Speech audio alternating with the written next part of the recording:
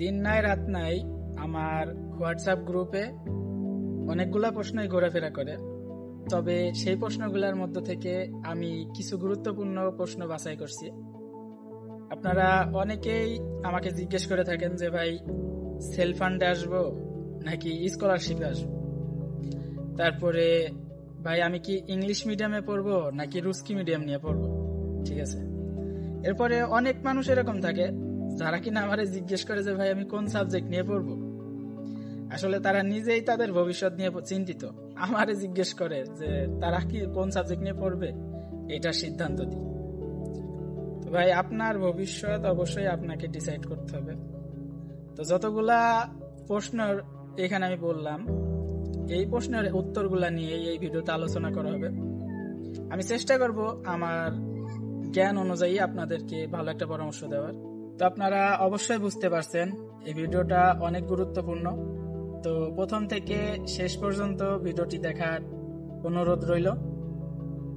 তো প্রথমে যদি আসি যে আপনারা সেলফ ফান্ডে আসবেন নাকি স্কলারশিপে আসবেন, এটা ভাই একেবারে বোকামি কথা।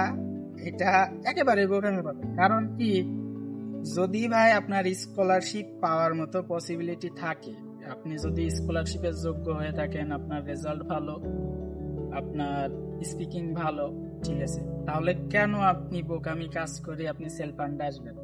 কেন বছর বছর আপনি টিউশন ফি দিবেন বলেন আমারে? আপনার যদি যোগ্যতা থাকে স্কলারশিপে আসার, আপনি অবশ্যই ট্রাই করেন। স্কলারশিপ হইলে আপনার স্কলারশিপে আপনার হোস্টেল ফি, আপনার টিউশন ফি, এগুলো তো থাকবেই না, এগুলো তো পুরোটাই ফ্রি।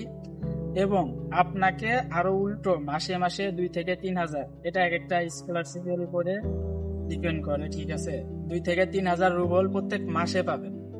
তাহলে বলেন আপনি কেন সেলফ ফান্ডে আসবেন?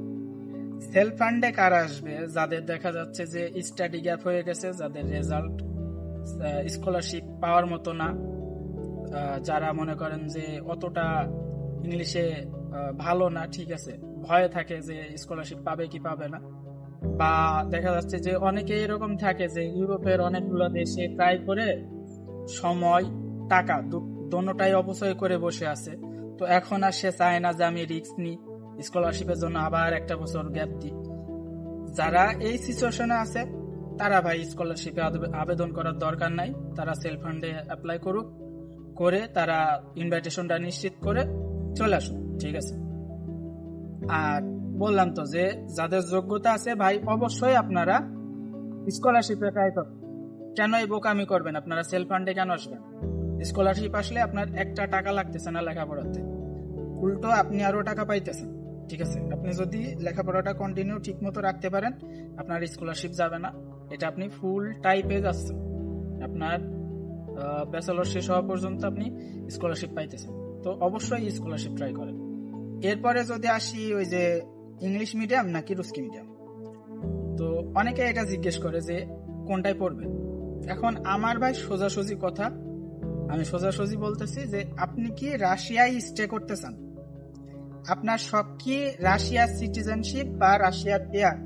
আপনি কি রাশিয়ায় ভবিষ্যৎটা রাখতে চাচ্ছেন নাকি আপনি অন্যান্য কান্ট্রিতে যাওয়ার পরিকল্পনাও আপনার আছে? যদি আপনার রাশিয়াতে থাকতে হয় বা রাশিয়ার পেয়ার পাইতে হয়, রাশিয়ার সিটিজেনশিপ পাইতে হয়, এইখানে আপনার জীবনযাপন করতে হয়, তাহলে মাস্ট বি আপনাকে ভাই রাশিয়ান মিডিয়াম করতে হবে। কারণ আপনার ডকুমেন্ট হইতে গেলে অবশ্যই আপনার রুস্কি জানা লাগবে। এই দেশে থাকবেন, অবশ্যই আপনার রুস্কি জানা লাগবে। মানুষের সাথে চলতে গেলে, মিশতে গেলে, জব করতে গেলে, জব সেক্টর প্রত্যেকটা জায়গায় রুস্কি লাগবে।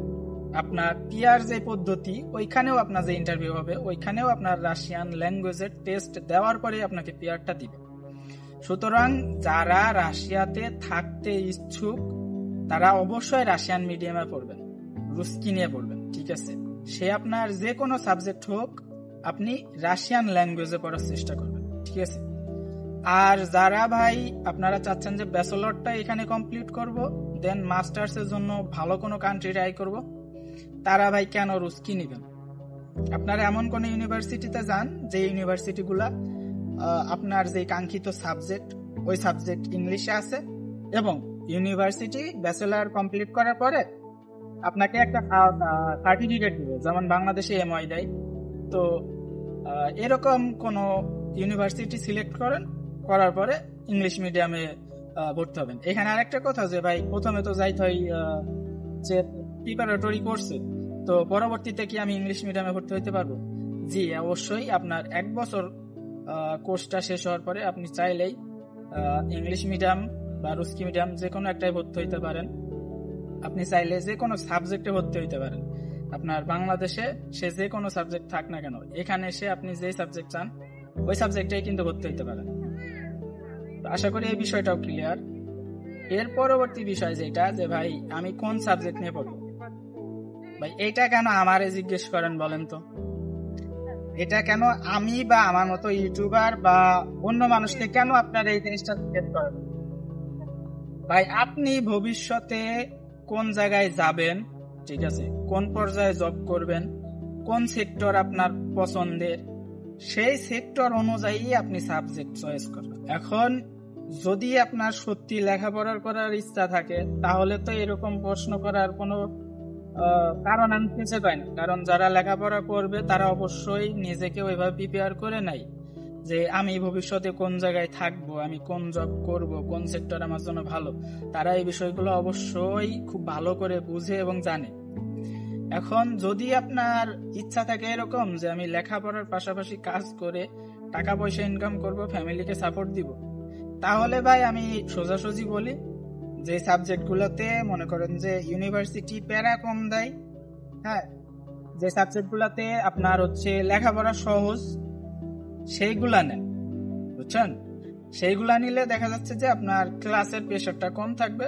যদি 2-1 দিন মিস দেন, তারপরে ওইটা আপনি কভার করে নিতে পারবেন। কারণ যদি আপনার রাশিয়াতে স্টে করার ইচ্ছা থাকে, তাহলে মনে করেন যে আপনার সাবজেক্ট কম বেশি হইলেও দেখা যাচ্ছে যদি সাবজেক্ট নর্মাল নিয়েন, পরবর্তীতে রেজাল্ট ভালো করে বের হইতে পারেন, তাহলে এটা কিন্তু আবার ওই যে পেয়ার পাওয়ার সময় আপনার একটা বেনিফিট হবে। তো সাবজেক্টের এই বিষয়টা ভাই অবশ্যই আপনার নিজের হাতে। আপনি ভবিষ্যতে কি করতে চাচ্ছেন না চাচ্ছেন সেটার উপর ডিপেন্ড করে কিন্তু আপনি সাবজেক্টটা সিলেক্ট করবেন। এটা আমাকে বা অন্য মানুষকে জিজ্ঞেস করার বিষয় না ভাই, সত্যি কথা বলি, এটা কাউকে জিজ্ঞেস করার বিষয় না। আপনার নিজের বুঝতে হবে যে আপনি ভবিষ্যতে কি করতে চাচ্ছেন। তো আশা করি আমি এই ভিডিওতে আপনাদের যে প্রশ্নগুলা ছিল এগুলার প্রপার না হোক কিন্তু কাছাকাছি তো অ্যান্সার দেওয়ার চেষ্টা করেছি। তো ভিডিওতে এতগুলা কথার মধ্যে হয়তো ভুলভ্রান্তি হয়ে থাকতে পারে, সেটার জন্য আমি ক্ষমা প্রার্থী, আমাকে ক্ষমা করবেন। আজকের মতো এখানে শেষ করছি, দেখা হবে পরবর্তী কোনো ভিডিওতে।